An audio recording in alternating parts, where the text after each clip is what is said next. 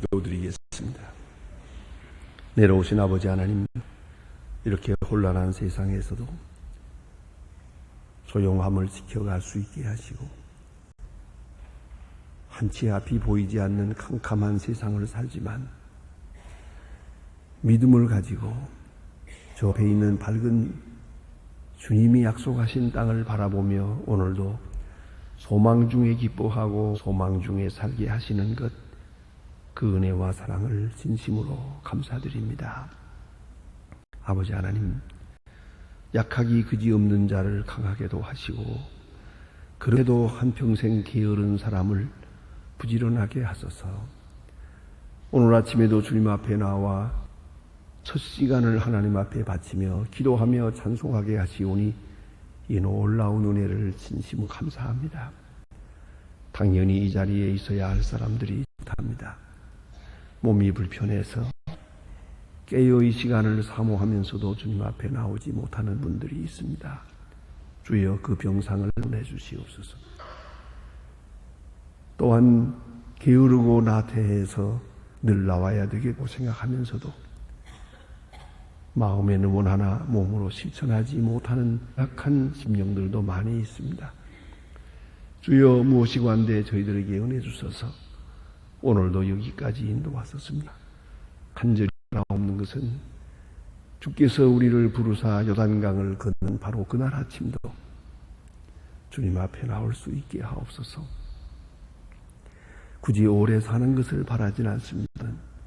주여 원하옵는 것은 건강하게 살며 누구의 도움을 받아야 하기보다는 도우면서 살게 하시고 섬김을 받기보다는 섬기는 자로 살게 하여 주시옵소서.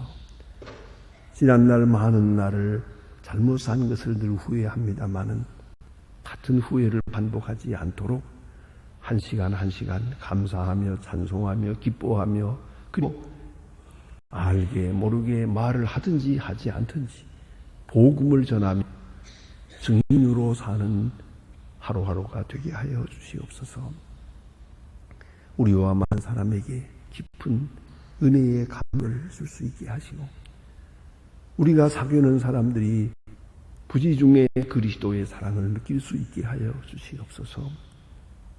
우리가 처해 있는 가정이나 직장, 우리의 사회생활 전체가 선교적 의미로 새로운 역사를 이루어 가게 하여 주시옵소서. 오늘도 하나님의 말씀을 바로 전하게 하시고 바로 듣게 하옵소서. 말씀의 거울에 비추어 보며 내 모습을 보게 하시고 또 내가 가야 할 또 환하게 바라볼 수 있게 하여 주시옵소서. 자비하신 주여, 주께서 크고 놀라운 것을 더하시는 중에 저희 교회가 교회된 사명을 다 있게 하옵소서. 소망의 식구들, 그 가정들, 귀한 자녀들, 기업에 큰 복을 내려 주시옵소서. 자비하신 주여, 원하옵는 것은 이 나라, 이 민족을 돌보시고 큰 은총을 베푸시사 오늘도 대통령에게 지혜와 총명, 꿈을 주시되 주여 이 어려운 시련을 다 잘 극복할 수 있는 용기와 신앙적 의지를 주시어서 원컨대 지도력을 주셔서 자기는 아니라 위정자들 그리고 온 국민을 그리스도에게로 인도하며 바른 길로 인도할 수 있는 확신 지도자가 되게 하옵소서. 그 옛날 사울을 변화시켜 바울을 만드듯이 청와대에 있는 사람들의 마음을 감동하셔서 진실하고 겸손하고 정직하고 온 국민의 신뢰를 받을 수 있는 사람들로 거듭나게 하여 주시옵소서. 원하옵는 것은 이 나라 교육과 경제 이 모든 일 다 주께서 주장하셔서 하나님의 귀한 뜻이 이 땅에 이루어지기를 기도하옵나이다. 이 혼란이 밝은 미래를 창출하는 동기가 되고 계기가 되게 하옵소서. 요소에 세워주신 주의 일꾼들에게 바른 믿음을 주시사 하나님의 사람으로서의 사명 다하게 도와주시옵소서. 저 북녘 땅의 은총을 더하시고 가난과 고통과 억압에서 건져주시고 지하에서 울부짖는 성도들의 기도를 들어주시옵소서. 우리에게 맡겨진 500여 명의 고아들을 계속해서 주의 거룩한 사랑 양육하게 하시고 과학기술대학을 세우는 일 아름답게 진행되고 마감되고 하나님께 영광되게 하시고 이를 위하여 일하는 500여 명의 그 젊은이들이 조용히 그 마음의 변화를 일으키며 주 안에서 새로운 가 이루어지기를 기도합니다. 자비하신 주여, 오늘도 해외에 있든지 여행 중인지 군문에 나가 있는 젊은이들, 공부하는 자녀들과 유학생들 하나하나 돌보시고 특별히 수험생들에게 오늘도 바른 의지와 건강과 총명을 주시옵소서. 병중에 있는 자들이 많습니다. 우리가 다 방문하지 못하나 주께서 친히 감동하시고 방문하여 위로하여 주시옵소서. 슬픔을 당한 가정에 큰 위로를 베풀어 주시옵소서. 주여, 모든 사건들이 결코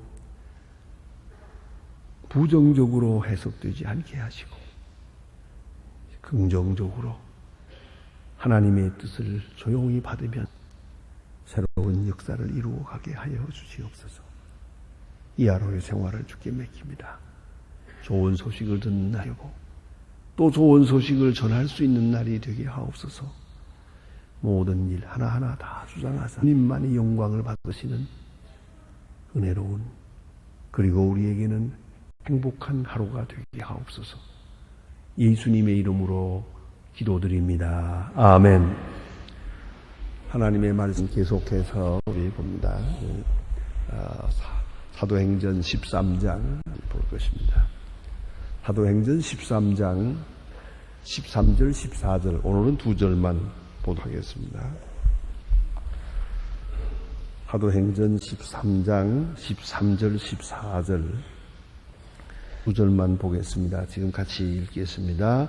바울과 및 동행하는 사람들이 보에서 배를 타고 밤빌리아에 있는 보가에 이르니 요한은 저희에게서 떠나 예루살렘으로 돌아가고 저희는 보가로부터 지나 비시아 안디옥에 이르러 회당에서 들어가 간지시니라. 아멘. 오늘 본문에는 여기 마가라는 사람이 있는데 마가에 대해서 조금 더 집중적으로 한번 우리가 공부할까 합니다. 성경에 마가의 다락방이라는 말을 우리가 늘 쓰는데요. 그 마가요. 그리고 우리가 지금 읽고 있는 마가복음의 저자 마가 바로 사람입니다. 이 마가는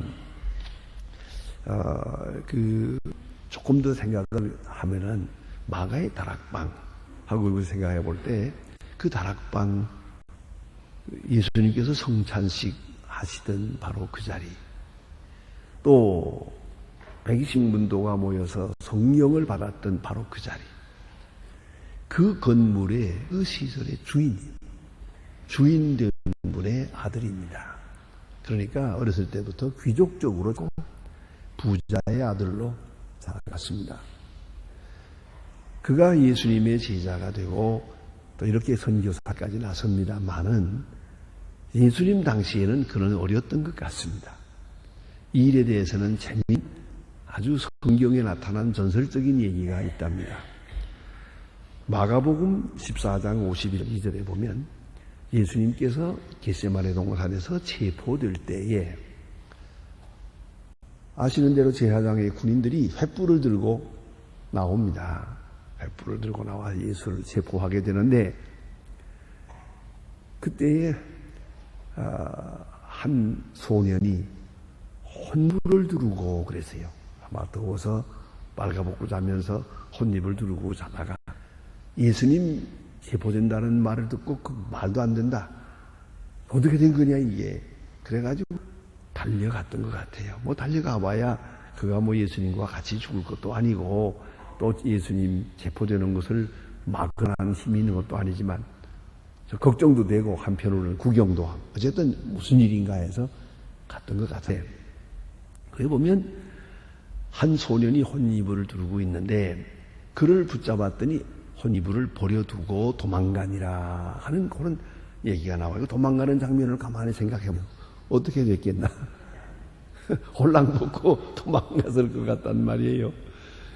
이런 이야기가 복음에 기록하고 있는데 도대체 이 소년이 누굴까? 이름을 쓰지 않았습니다만은 모든 사람들이 전설적으로 생각하기를 그거는 마가 자신이다. 마가 자신이 그런 경험을 했으나 그래서 그걸 마가복음에 그렇게 기록하고 있다 말하고 있습니다.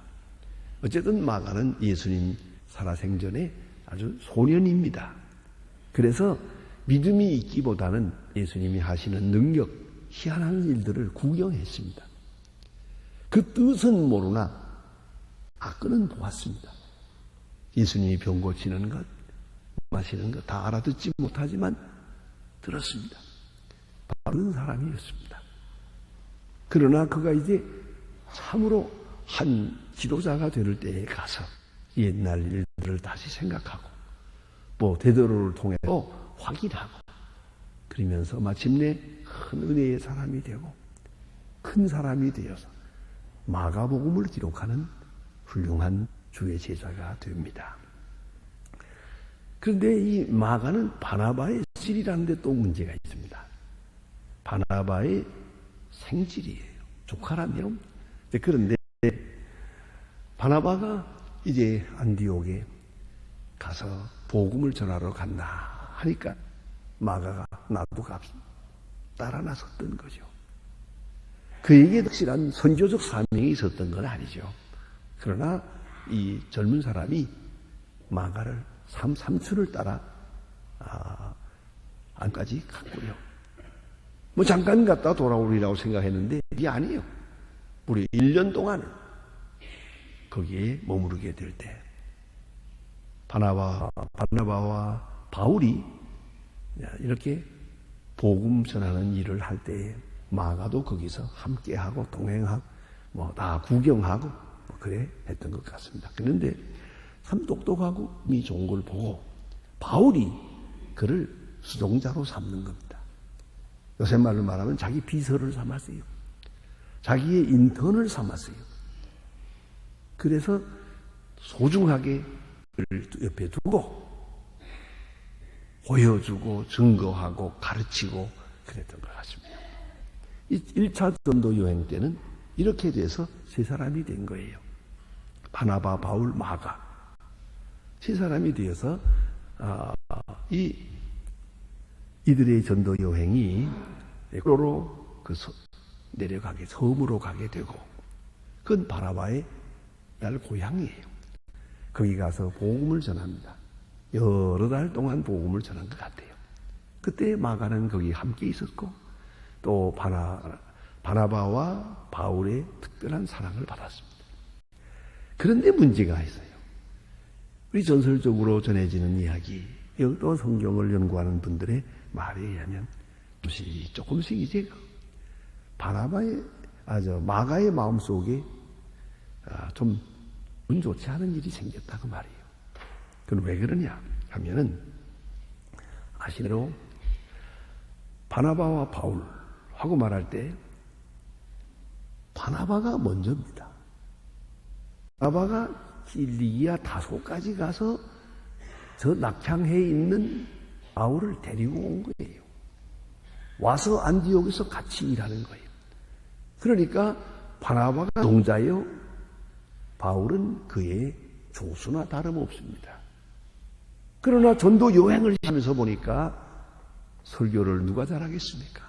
더 누가 능력 있게 하겠습니까? 이렇게 전도 여행 중에 보니까 바울이 자꾸만 올라가요. 자기 삼촌은 자꾸 내려가요. 이 마가가 기분이 나쁘지만 또 조용하게 삼촌한테 얘기했는지도 몰라요. 그러나 바나바는 아니요. 예수님 말씀처럼 그는 흥하의 약이 있고 는 새의 약이 있고 그에게 받은 은사가 있고 하나님이 그를 쓰시고 하나님이 종으로서 한 일을 하고 있다.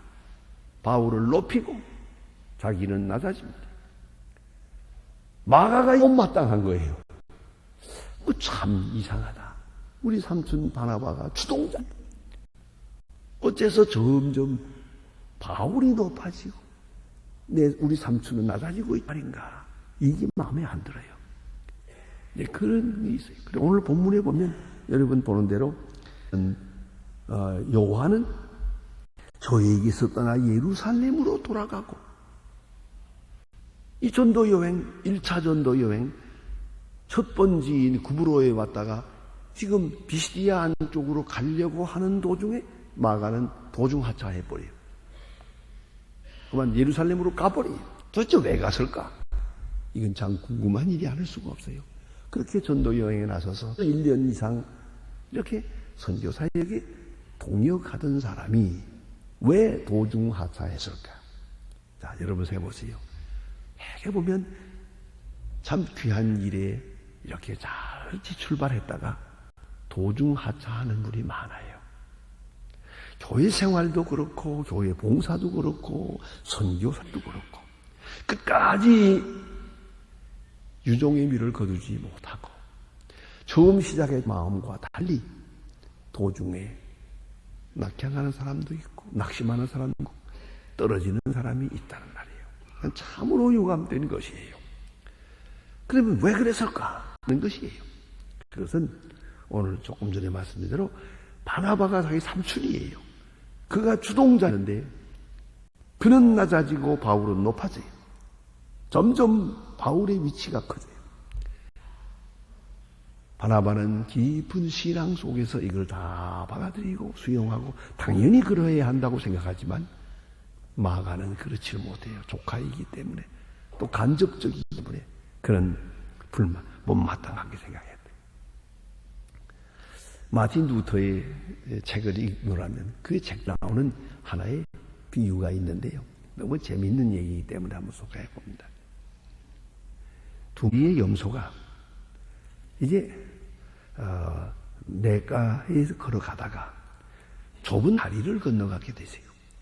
근데 서로 만났어요. 다리 위에서 두 명 만났어요. 염소. 근데 염소는 뒷걸음질을 못한대요. 꼭 앞으로만 가야 돼요. 자, 이제 어떻게 해야겠는가? 이런 때는 염소 한 마리가 땅에 허리를 굽혀야 돼요. 굽히면 그 앞에 있는 염소가 냉큼 건너가요. 그 다음에 저도 가는 거예요.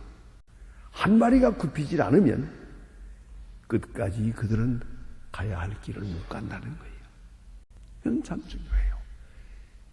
이거 두 사람이에요. 바나바와 바울. 아무래도 하나가 주도자가 될 거예요. 하나는 돕는 자가 될 텐데 시작할 때는 분명히 바나바였어요. 이제는 바울이 역사하고 있어요. 그러면 바나바는 이제 겸손한 마음 하나님의 뜻 앞에 은사를 따라서 바나바가 말씀 전하는 은사를 받은 것이 아니고 바울이 받은 거예요. 그는 덕이 있는 사람이고 사람을 추천하고 사람을 세우고 인정하고 요새 말로 말하면 경영하는 것은 잘하는 사람이에요. 그러나 말씀 전하는 것은 바울이에요. 그 은사를 바로 이해하고 은사에 따라서 섬겨야 돼요. 누가 높으냐 낮으냐 그게 중요한 게 아니에요. 복음 전하기 위해서 이제 바울은 높아져야 하고 바나바는 그를 시종해야 했더란 말이에요. 이렇게 주도권이 바뀌는 시간이에요. 이걸 잘 감당해야 됩니다. 교회도 마찬가지예요. 교회마다 가장 큰 문제가 뭔지 아십니까? 우리 교회는 그 일을 의도적으로 허락하았습니다. 또 없앴습니다. 다 지워져서 그런 일은 느끼지도 않고 있습니다만은 그러나 일부러 문제가 있는 교회들 보면은 다 하나같이 터줏남 때문에 문제. 맨 먼저 시작한 사람. 먼저 시작한 장로님들이 몇 분이 한 명이 있더라도 그걸 서열을 남겨 서열을 만들어서 다 같은 장로가 아니야. 시작한 사람이 먼저요. 고참이 먼저요. 나이 많은 사람이 먼저요. 그리고 붙들고 양보를 안 하는 거예요. 그러니까 뒤에 올라오는 젊은 더 능력 있는 사람 일할 수가 없어요. 이게 얼마나 중요한 일인지 몰라요. 주도권을 넘겨야 돼요. 바나바는 바울에게 주도권을 넘겼어요. 마가는 이건 못마땅하게 생각했어요. 아마도 삼촌을 구원하고 나다가 마지막에 나 고향으로 갈랍니다. 그래라 가라. 보내. 바나바는 마가의 충고에 절대로 동요되지 않았어요. 자기 일을 했더라고 말이에요. 자, 그 다음에 또 한 가지. 이제 피시디아 안디옥을 향해 가고 있는데, 보가에서 피시디아 안디옥으로 가는 길은 산길입니다. 해발 1100m나 되는 높은 고지입니다. 거기에 한 길을 걸어가야 됩니다. 여러 날 동안. 여기는 강도도 많고 맹수도 많고 짐승도 많습니다. 이 길이 험난합니다. 그런 거로 마가는 유약한 청년이라 거기 위험하다고 생각했어요. 그래서 도중하자 했다는 거죠. 위험한 일. 그렇죠. 복음 사업이라는 것은 가다가 이대로 죽어도 좋다. 오늘 밤 죽어도 좋다. 그런 마음으로 하는 것이죠. 위험을 감수 않고 위험하다고 그만둔다면 아무 일도 할 수가 없는 거예요. 그렇게 희생해야 합니다. 뿐만 아니라 그런 예루살렘 출신이기 때문에 예루살렘을 위해서 선교하고 복음 전하는 것은 참 중요하게 생각하지만 낯선 사람들, 이방 사람들, 생전에 만난 일도 없는 아무도 모르는 사람, 그 사람들에게까지 가서 복음 전할 거 뭐 있나? 다시 말하면 선교적 열정이 없어요. 만백성을 구원하여야겠다고 간절한 열정이 없는 사람이에요. 예루살렘으로 만족한 사람이에요. 바로 이것 때문에 선교열이 부족해서 고난을 극복하지 못했다는 것이죠. 교부 크리소스톰의 말에 의하면 아주 재미있는 기록을 볼 수 있어요. 어머니 생각나서 갔다 그랬어요. 그럴 수도 있지요. 유약하게 자란 청년이기 때문에 부잣집 아들인 거로 어머니 생각해서 향수에 젖어서 그만 집으로 돌아가게 됐다. 이 모든 것보다 가장 강한 전설적으로 나오는 그 이론이 있습니다. 그것은 그가 버가에서 말라리아 병에 걸렸다는 겁니다. 중한 병에 걸렸어요. 거기에 그런 유행하는 병들이 많이 있었어요. 한번 동안 아파 누웠는데 이거 큰일 났어요. 여걸이 막 올라가고 헛소리를 하게 되는데 이때 바나바는 이거 조카 데리고 왔다가 이거 죽으면 안 되지요. 또 바울은 생각합니다. 예수님께 귀한 건물을 했던 마가의 다락방 주인의 아들이에요. 이 소중한 아들이 여기서 죽으면 안 되는데 하나님 앞에 두 사람이 엎드려 간절히 기도하고 간호하고 기도하고 치료했었는데 보름 만에 나았어요. 병에서 나아지고 이제 생각합니다. 나 집으로 갈랍니다. 그렇게 되었다는 거예요. 바나바는 그러라고 그랬어요. 생질이 속하니까. 그래, 우리가 가는 길은 힘든 길이니까 이만하고 집으로 돌아. 그런데 바울은 젊은 사람 정신 차려. 하나님의 일을 시작했으면 끝을 내야지. 전도 여행에 출발했으면 동행을 해야지. 어디 도중하차 한단 말인가? 안 된다. 강하게 말했어요. 더구나 우리가 너 죽을 걸 우리가 보롱안이나 애서 기도하며 간호해서 살려냈더니 이제 돌아간다고. 그 귀한 생명 하나님께 바쳐야지. 어디로 가는 거냐고. 바울답게 강하게 권면했어요. 마가는 그럼에도 불구하고 돌아갔어요. 바울은 몹시 섭섭했어요. 저런 청년이다. 얼마나 우리가 애써서 기도하고 살려냈는데 이제 와서 그렇게 도중하차 하는가. 섭섭했습니다. 1차 전도 여행 다 마치고 바나바와 바울 예루살렘에 돌아가서 전도 여행 보고 대회를 했습니다. 그 안에 어디 가서 복음 전하고 어디 가서 예수 믿고 어디 가서 기적을 행하고 어디 가서 일이 있고 쫙 설명을 하니까 막 앞에 앉아서 딱 듣다 보니까 기가 막히거든요. 아, 나도 따라갔으면 저거 구경하는 건데, 또 나도 한몫하는 건데, 어떻게 내가 이렇게 도중했단 말인가 하고 뉘우치고 눈물 흘리고 회개했거든요. 2차 전도 여행 떠나려고 그럴 때 마가가 나도 이제 따라가겠습니다. 우리는 굳게 결심하고 따라가겠습니다. 바울이 no, 안 된다. 한 번 도중 하차한 사람을 다시 허락지 않았습니다.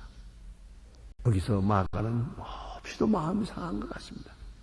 내가 결심했는데 다시 돌아오지 않을 텐데, 죽을지언정 안 돌아올 텐데, 바울은 아니요, 너는 안 된다. 자격 미달이다. 끝내 허락질 않았습니다.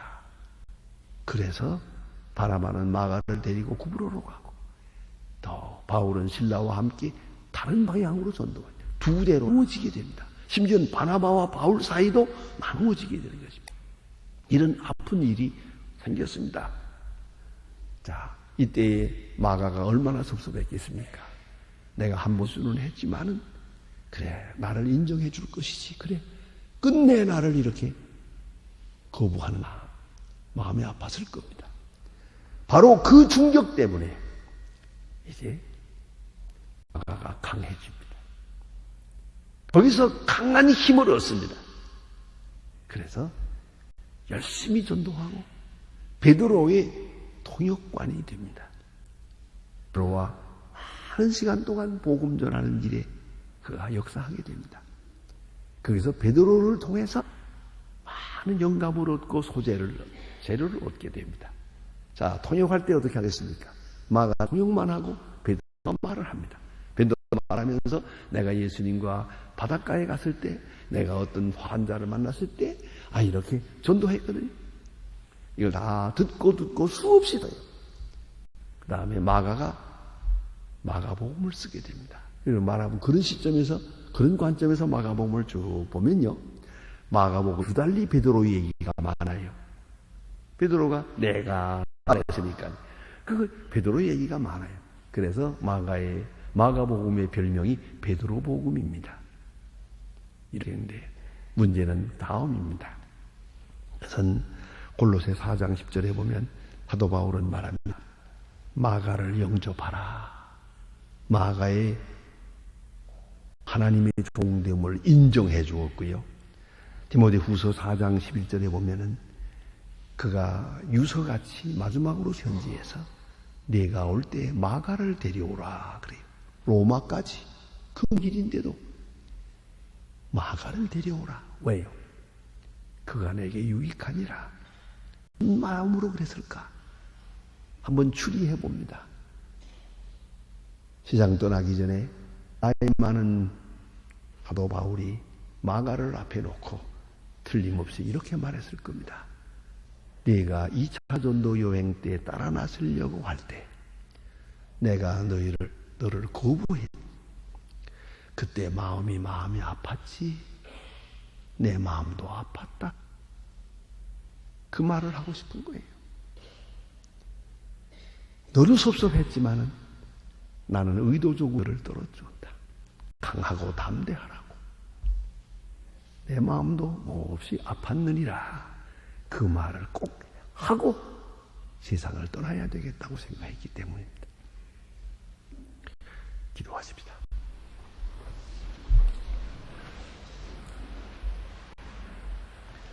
하늘에 계신 우리 아버지시여, 이름이 거룩히 여김을 받으시오며 나라의 마옵시시 하늘에서 이룬 것 같이 땅에서도 이루어지이다.